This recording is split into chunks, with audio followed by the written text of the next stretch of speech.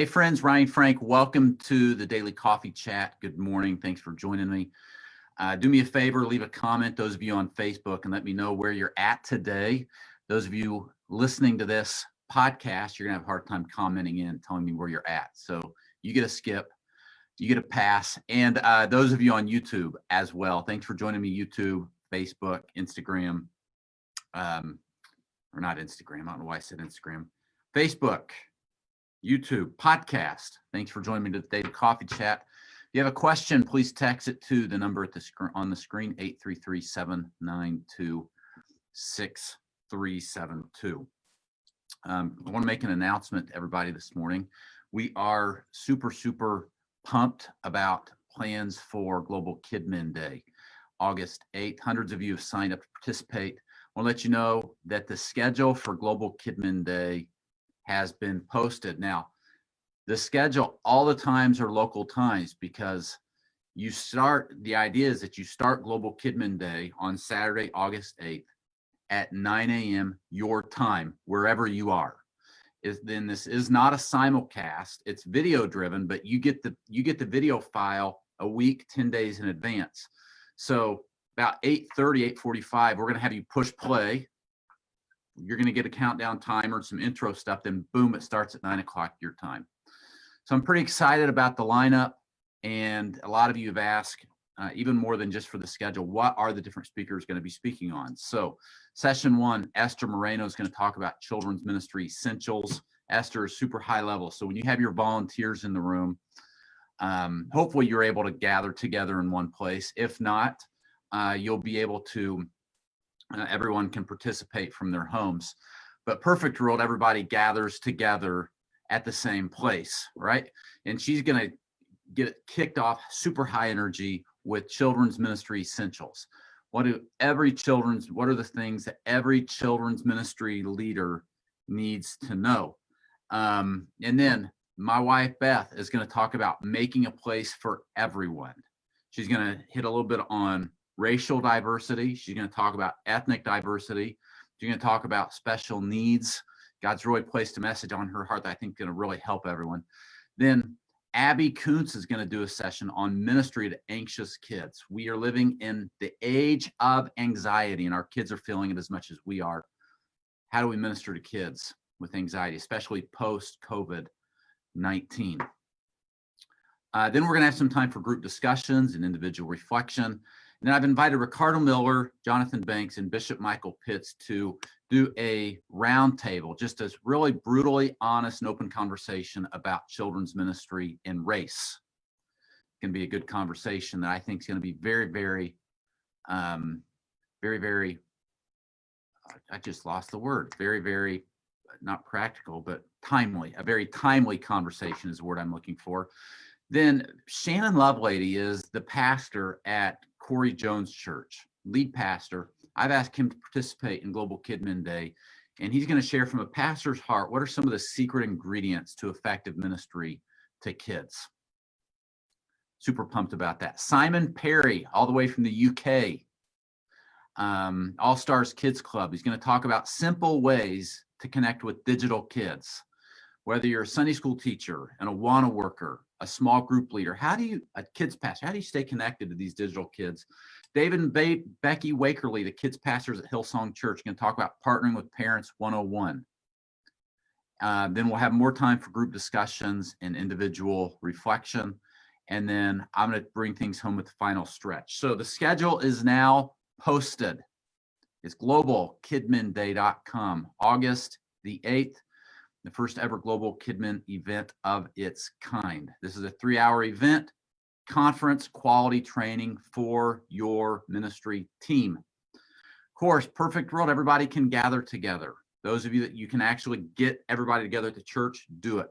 If that's not possible, we'll make it possible where you are able to share the link and everybody can watch together from home on their devices at the same time.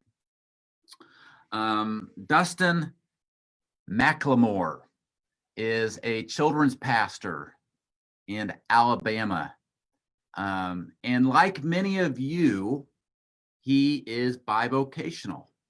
He is an active part of the I Love Kidman community. Dustin, why don't you jump on here with me? We're also going to hear from Matt Cannon this morning. I'm excited to talk to Matt. Huge fans of anything Matt and Raven Cannon do. But first, Dustin. Good morning, Dustin. How are you? Good morning. I'm doing well. How are you, man?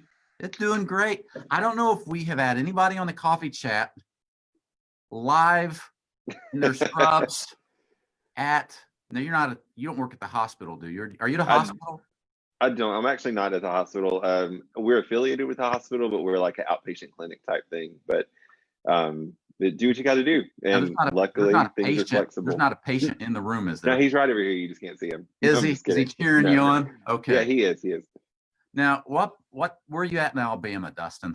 So I'm in Huntsville, Alabama. So we're North Alabama, about hour and a half south of Tennessee.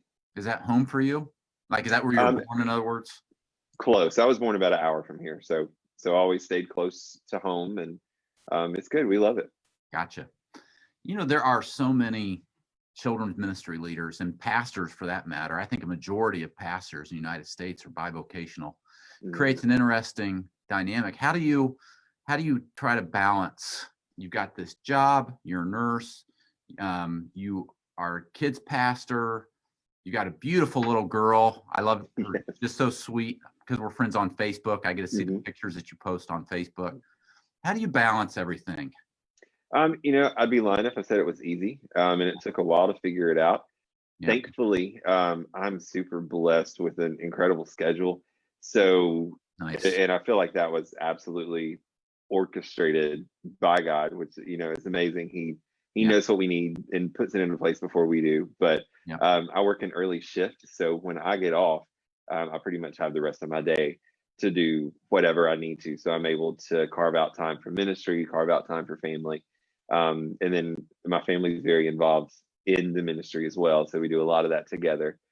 So it works, just finding that balance is sometimes difficult, but it all works and it's great. I love it. I think that bivocational ministry leaders, to a large degree, I think they really have in a lot of areas an advantage over vocational pastors. Now, there's nothing wrong at all about just being 100%.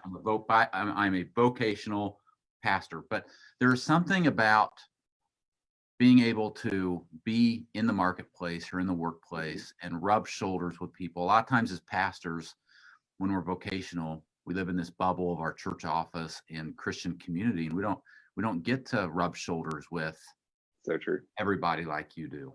Do you agree that there are some advantages? I do, and one of the things I love about this job is meeting all the different people. I mean, because we get patients from all over that have been through all kinds of different stuff. So getting to meet them and hear their stories, and a lot of them how God's working in their lives, it is really neat. And I do think an advantage that vocational pastors may not necessarily have. That this is also part of my ministry. It's not kids, but the family ministry aspect that very much goes along with that. So I do love it. Dustin, tell me about when you felt called to children's ministry. What was that like? So I always grew up in church. We went to church as a kid. I still remember vividly standing on the pew singing from the hymnal. But we went pretty consistently. It wasn't all the time, but I remember going to a vacation Bible school at a different church, which is where I ended up being saved. And that's what got my family really back into church on a consistent basis, was that VBS. And then a few years later, it was at a church camp where God just completely wrecked me and really showed me what it meant to have, that love from a heavenly Father. So ever since then, I was drawn to that. So I've always been, started out kind of as a youth leader. And then my first volunteer role was more of a youth pastor. And then I did that vocationally for a couple of years, but really felt God calling us into a different season, and had always had a special place in my heart for kids. And it was actually a patient at work one day. We were having a conversation, and, she made a comment that we were talking about church, and she asked me if I work with children. And I said, no, I'm a youth pastor. And she said that she saw it, that she thought I would be great at it. And I had thought about it, but it had never really occurred to me that maybe that was the direction I should go. Yeah. And then God opened some doors, and that's where we are. So That's really we're cool. in it. We love it. And again, just those two worlds kind of colliding. So it's always kind of been there. It took me a little bit to figure that out, but Yeah. How has this, have you guys in Alabama, are you regathering on the weekends yet? Are you back to we church? are. So our church started in-person services 2 weeks ago now. Okay. They're still strictly family services. We're not doing any kids ministries right now. Okay. So we're kind of waiting for schools to open back up to kind of take their lead on that. But it's changed a lot. Yeah. So one or two more questions, Dustin, and thank you. This has been great. I've been excited Sure. to get you on the coffee chat. As you look back at this pandemic the last few months as a children's pastor, what do you feel like, man, looking back, this is one thing I really loved about children's ministry during the pandemic. I have As loved weird, and really as many weird things as there are and stuff that we So don't weird. necessarily like this is one thing I really like this about the pandemic as a kids pastor. As you know, and just in ministry in general, I love that it has forced us to step outside of our boxes. That things that we never thought we were going to do, things that we thought we weren't good at, that we just didn't need to do, it's forced us to do it. We had no choice. For us, one of our pillars, if you will, is focusing on families and equipping them to be spiritual leaders at home. And then, like, you flipped a switch, and that was the only choice we had.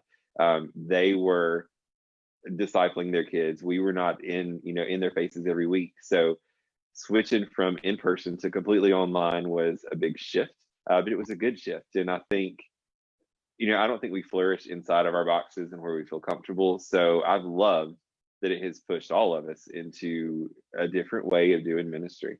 I've loved that it made us focus more on the things that are important, that it slowed us down, and that I think a lot of times, especially as leaders, as pastors, we get focused on that schedule and the routine. And Sundays we have this checklist, and we have to get this done, and that's out the window at this point. And we really get to focus on the gospel and ministering to our kids and families. I love it. Kids, I don't know why I just said kids. Kidmin leaders, boys and girls, ladies and gentlemen, Dustin McLemore. Dustin, thanks for being such a great part of the children's ministry community. Absolutely. I love it. Yeah, you're doing a great work. Keep up the great work. Thanks for joining me on the coffee chat. Is this thank you so much. Your lunch break or anything? We have a break between cases, so Nice. It worked out perfectly. Yeah. Worked out great. All right, Dustin, thank you. Love you, brother. Thank you so much. See ya. All right, yep. Bivocational leaders, I hope that you enjoy that. So many of you have a job during the week and you're leading children's ministry on the weekends. And I know it's not always easy, but keep doing your best. You really have an advantage I think, in a lot of degrees over those that are full-time vocational pastors. So lean into that advantage and learn and grow through it. If you are jumping in a little late, I did make a pretty significant announcement that I want everybody to make sure that you understand, and that is that we added the schedule and teaching topics to the Global Kidman Day website. So a lot of you have asked about what exactly the topics are going to be covered, and I'm feeling really good right now about this as it is posted. So just scroll down, go to globalkidmanday.com. I know so many of you are planning to participate in Global Kidman Day with you and your ministry team. If you scroll down about halfway, you're going to see the schedule with the speakers' names and what it is they're going to be talking about. All of these times are not our local time, whether you're East Coast, West Coast, whether you are a friend over in Australia or in the UK or wherever you are. We're encouraging you to start, because this is all pre-recorded and we're delivering the entire event video to you a week or 10 days early. We'll encourage you to start at 9 a.m. your local time. If you can gather everyone together, that is ideal. If you cannot gather everyone together, we will give you a link that you can share with your team so they can participate from home. Of course, that's not ideal, but we understand these are just kind of crazy days. So it's globalkidmanday.com. Matt Cannon is my next guest in the coffee chat. Matt Cannon is a great kids pastor, was here at Kids Matter HQ. Just a few months ago, wasn't it, Matt? All right, Matt, you're muted. Unmute your mic quick. Matt really in Marion, Indiana, has a claim to fame, don't you, Matt? Yeah, I'll kind of tell the story kind of real quick. Yeah. I'm the guy that goes places and does stuff that nobody believes.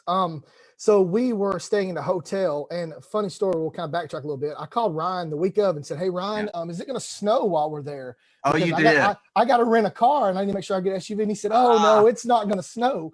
And I said, "Okay." So I get there, and it's pouring down with snow. Pouring snow. Yeah. There's no SUVs available, and all that's left is a Mustang convertible. A brand new one. So I tell the lady, I said, they handle so good in the snow. I said, "Ma'am, I guess if I'm going to die in style."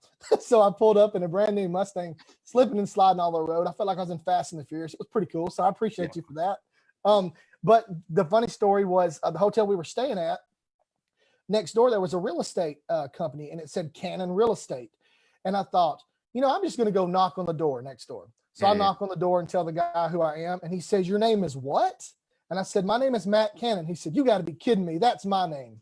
And I said, "No, it's not." And he says, "Let me show you." And he took me to the back, and there was all these signs that said, "Matt Cannon Real Estate. Call me, Matt Cannon. Matt Cannon will sell." And I was like, "Dude, we've got to get pictures of this. Nobody's going to believe it." That is awesome. And this is small town Indiana, where, there's probably like one Matt Cannon in the entire state, right? Yeah, correct. And you got your picture with him, didn't you? Got my picture, posted on social media. If you don't do that, nobody believes it's real. That's true. Now, Matt and Raven and your kids, who are beautiful pictures behind you, Matt. Yeah, my son wanted to be in the video, and I told him no. I said this will be the closest he could be for the video. Closest he can be. You made a significant, what's it been, maybe 2 years ago, that you made a significant move. Yeah, so we were originally in Alabama. We were really actually close to Dustin. We were in Boaz, and he was in Huntsville. Okay. We moved to San Francisco, California. Now, that's a major culture shock and a world change. Basically, I had to retrain my brain how to do ministry, but in a good way, meaning I had to retrain how to speak, how I do things, how I carry myself, because it's really a different world out here. But it's been a great eye-opening experience, because sometimes you kind of get set in your ways on how you do things. Yep. And it's just been really, really good. Yeah. Now, don't miss this. Moving from Alabama to San Francisco, California. If there is two cultures that are polar opposite.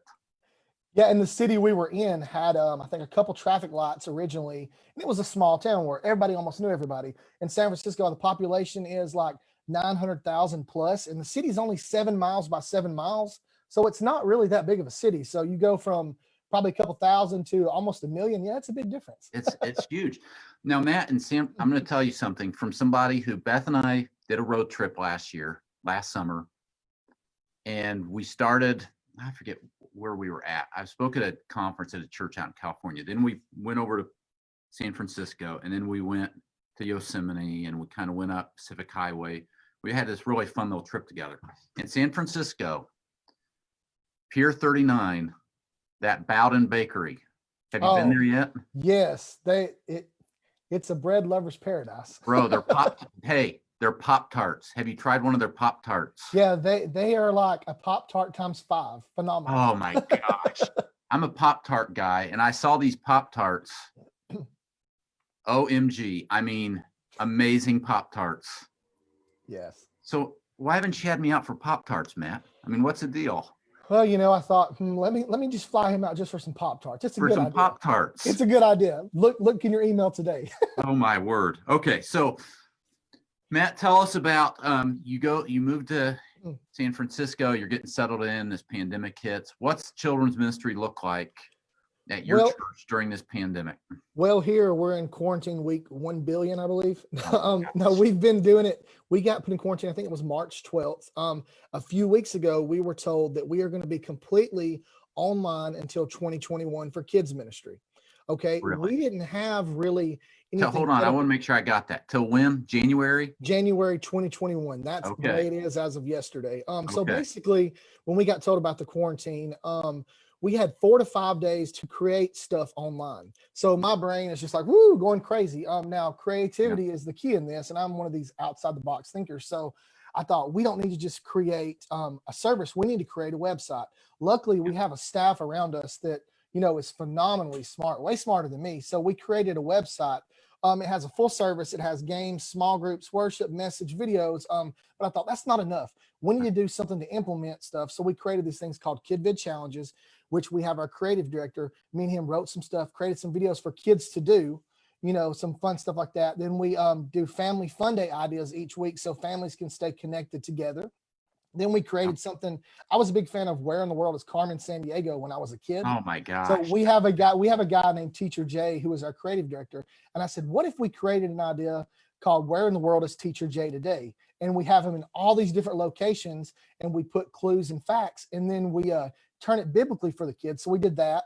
Then we also thought we need to keep these kids connected to teachers and staff and volunteers. So we created a Zoom call after service so they can talk about the service, see teachers, break down in small groups. Then I thought, well, that's just not enough because some people don't have time. So we created something midweek called Clubhouse Circles to where they just play Zoom games with them with teachers, volunteers, so they stay connected. And then we have all kind of activities. We're actually doing deliveries to kids. We pick like 10, 15 kids a week and do a surprise gift basket to the house. We call their parents and say, hey, we want to bless your kid today. Are you home? And of course, everybody's home because you can't go anywhere. And then we're doing the old school way of postcards, which, adults hate mail because it's a bill, but a kid loves a postcard. You're right. We send a practical note in the mail to them. We also do family games. We have small group guides for families. We even set up a Facebook page. We didn't really have one, but it's just for parents. And it's a private page where every day, daily, we post a game, something practical to do. And trust me, that's been really fun creatively to come up with that. But thank the Lord, I'm a member of like 50 million, it seems like, Facebook Kidman groups. And people post things. And I'm like, this borrowed idea is great. Let me change it and make it my own. So we've done things like that. But I also thought, how can we keep our volunteers connected? So we do something on Sunday afternoons called a virtual huddle right after our last service. And we talk about the service, we meet, because you're quarantined, you're stuck in your house. And when you try to go to Target, you've got to wait in line like 45 minutes to an hour to get in. And they only let X amount of people in at a time. So it's just a fun way for everybody to connect, stay connected, play games, get your mind off being stuck at the house. So we've tried to be super duper creative with things because, when you're alone at your house, you can only watch so much Netflix and Disney Plus and Apple TV, Exactly. and it's great to interact with people. So that's what we've tried to come about and do. I love it. Well, you've not been sitting still.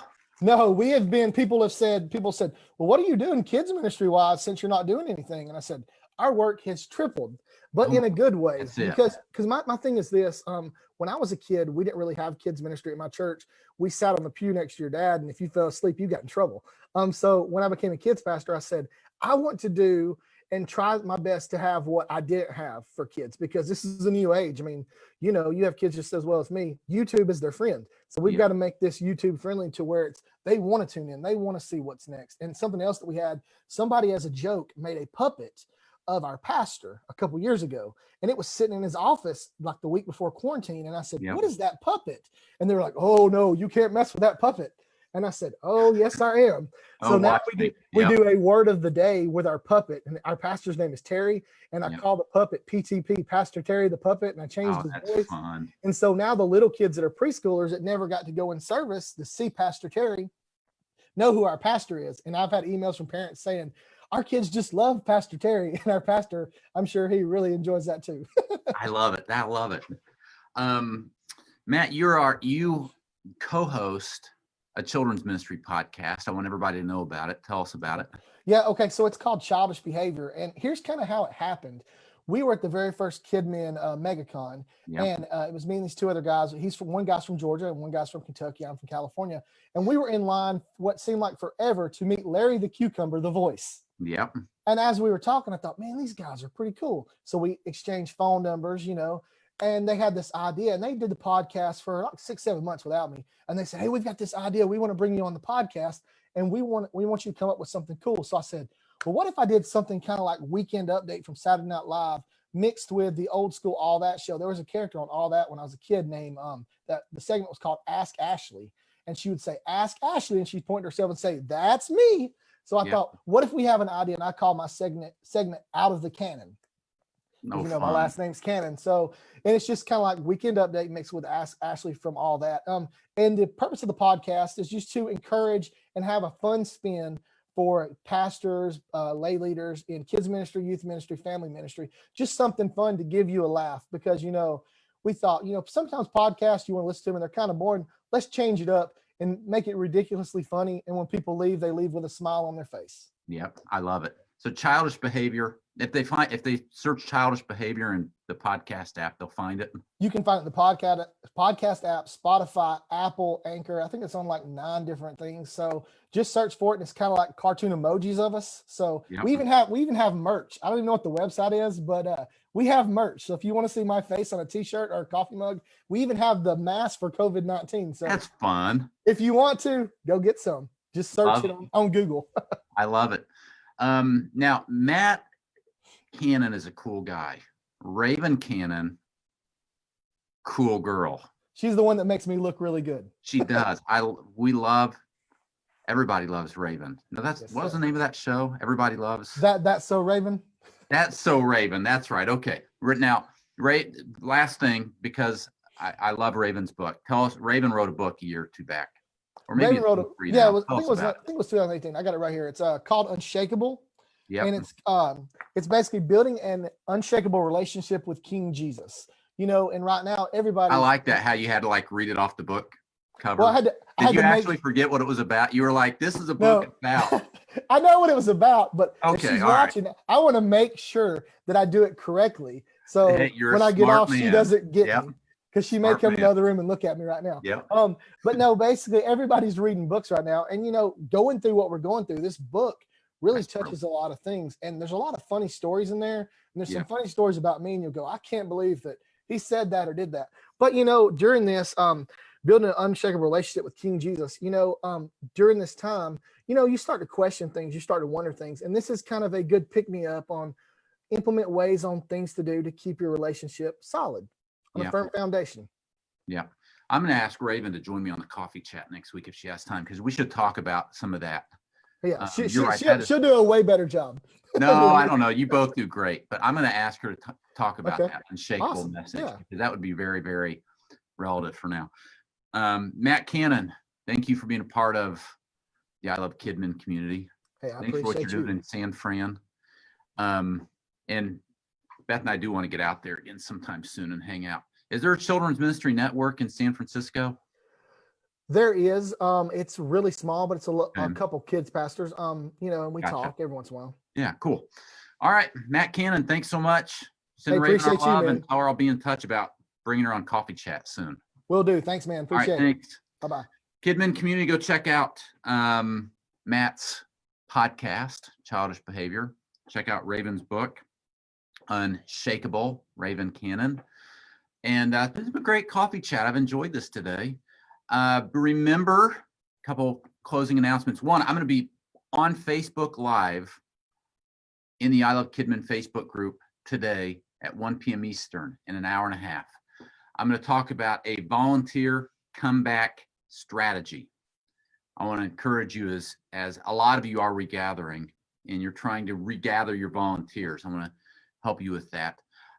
Also, we've got some great downloads at kidsmatter.com. This Look the Other Way game.